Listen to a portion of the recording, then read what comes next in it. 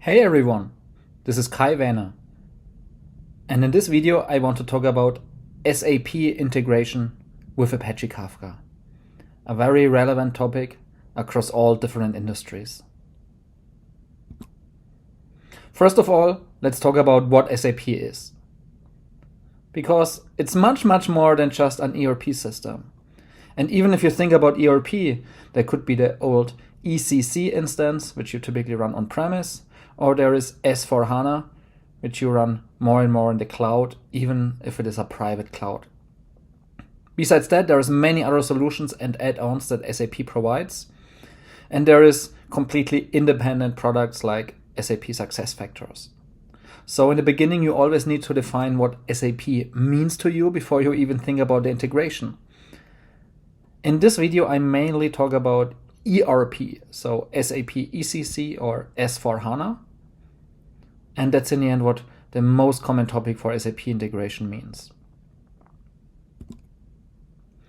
Why would you integrate SAP with a data streaming platform using Apache Kafka? Well, there's many reasons for that. In the end, you always need to connect SAP to other systems to add real value. And this could be other operational systems, this could be other databases, this could be analytical systems. And very often this is even a hybrid architecture where you replicate data between SAP and cloud lakehouses, for example. Why data streaming? That's in the end the same discussion for SAP like for many other systems. It's a combination of being event-based and real-time at its core, but also for any scale. And it supports both transactional and analytical workloads with low latency and with criticality like exactly one semantics and transaction API. And that's why Apache Kafka is used so much for integration projects.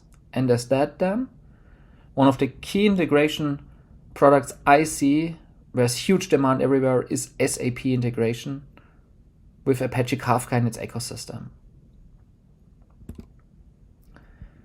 Here's an example for that. So keep in mind, Apache Kafka at its core, it's an event-driven architecture. The key value here is not just that it's real-time and scalable, but also that it truly decouples the different systems from each other. The events are persisted in the commit log of Kafka. This is what you see here in the middle, where you have the orders and the payments and so on. And with this, you can integrate very different products, technologies, and communication paradigms. Like one is more like an API with request response. Another one is an event and real-time messaging. And the third one is a near real-time or even batch integration, for example, to a data lake. And therefore, the real value of data streaming for doing such an integration is that you can connect to any system, including SAP, but also that they are still decoupled. And you nevertheless get data consistency across all the different layers for both operational and analytical workloads. In most cases, the data is consumed from one Kafka topic by multiple consumers, like a transactional payment and also an ingestion into an analytical layer for doing model training in machine learning use cases. And as you see here already, there's many integration options to SAP. So that's another really complete topic we need to talk about in more detail. For this, let's take a look at a few different SAP ERP Access Patterns.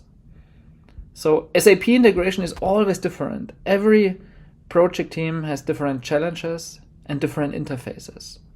Even if you use one SAP product like SAP ECC or S4HANA, there is multiple integration options. On the very high level, you can either integrate on the data level at the bottom or at the business level at the top. In most cases, what people want to do is integrate on the business level, because mapping together a lot of technical information from an SAP HANA database, that's too complex and not understood, and often not even possible also from a license perspective. But sometimes there is the need to also do technical integrations. So In this picture, you already see that there's many different options to integrate. And with that, like here at Confluent where I work, we have multiple partners depending on the challenge you have. You can do change data capture from the SAP HANA database with tools like Precisely or Click. You can directly integrate with SAP interfaces like ODP or CDS with SAP DataSphere, where we have a certified integration and partnership. And we have certified third-party plugins and products like Asapio, Onibex, Init, and Advantco, so that you can connect, for example, to iDoc, BAPI, and many other interfaces. So it's really up to you and your business challenge how you integrate between SAP and Apache Kafka. And you can decide what to use and what makes sense for you from a technical and from a cost perspective regarding the licensing and so on. Here's a concrete example. In this case, we're using Confluent Cloud as a Kafka software as a service offering. And in this concrete example, we're using SAP DataSphere for the integration between SAP and Kafka. In this picture, we're only doing unidirectional one-way integration from SAP systems on the left into Confluent Kafka in the middle, and then to other applications on the right side, like your favorite data lakes, lakehouses, business applications, cloud services, and so on.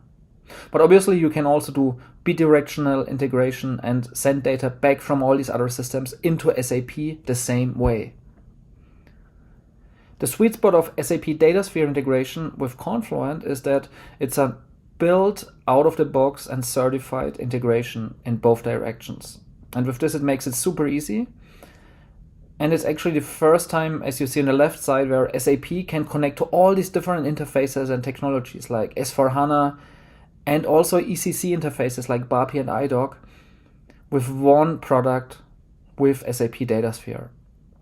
And from an integration perspective, once again, the key value is that it's an event-driven architecture. It doesn't matter if you connect in the end to an event and messaging interface like iDoc from SAP, or to an RFC call, which is in the end request response, where you do API calls to SAP and back. And then you combine it with all the data from other systems, like in this case via MQTT and sensor data, for example. And then in the middle, you see at the top, you also then continuously process and correlate the data. This is so-called stream processing and part of the data streaming ecosystem with technologies like Kafka Streams or Apache Flink. With this, you can continuously correlate and process data for operational and analytical use cases. And this is often much more valuable and better and more consistent and less costly than just feeding the data via Kafka into another batch data lake. But that's obviously what you can also do on the right side. You always have the freedom of choice because data streaming is all about integration and data sharing between the different systems, no matter what technology or API they use, and no matter if they're real-time, batch, or request response. So DataSphere is a great example, but as I said before, sometimes you also choose another plugin, all depending on your needs. I hope this was a good overview, obviously on the high level, about how SAP integrates to Apache Kafka, and that it's really important to understand there's many interfaces, there's many plugins and tools. You need to do a deeper evaluation of what your integration needs are. And then the Apache ecosystem and vendors like Confluent help you to integrate with SAP systems like ECC, S4HANA, and anything else like SuccessFactors in one or both directions, supporting transactional and analytical workloads. Feel free to subscribe to my channel here or follow me on LinkedIn and Twitter to stay in touch. Thanks a lot for watching. This is Kai Werner.